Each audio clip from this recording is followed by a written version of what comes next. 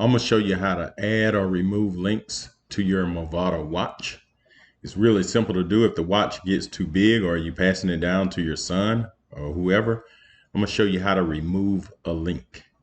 It's really simple to do. Only thing you need is a small screwdriver. You can get this from a optometrist, or you can maybe go to Home Depot, or you can order on the link below and find one of these small screwdrivers.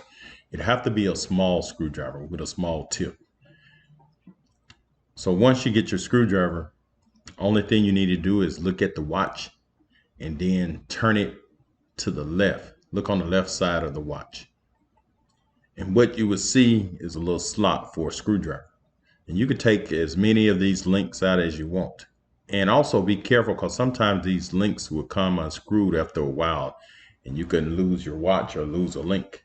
So what you want to do is take that screwdriver and turn it counterclockwise until it's almost out, and then you take your finger and you could twist it the rest of the way out.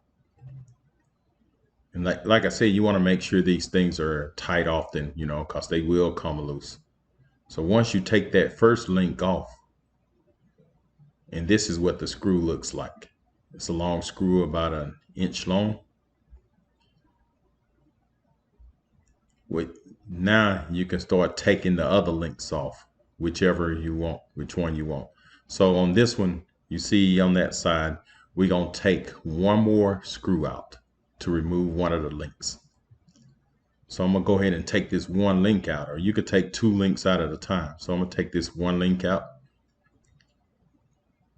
And just like you took the other screw out,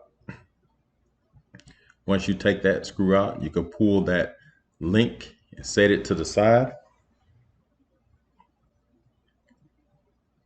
So I'm going to set this link to the side right here. And I'm going to take the other attachment and put it back on. As you can see right here, I took one link out, and I'm going to take the screw and screw it back in. So, and you can also add links the same way.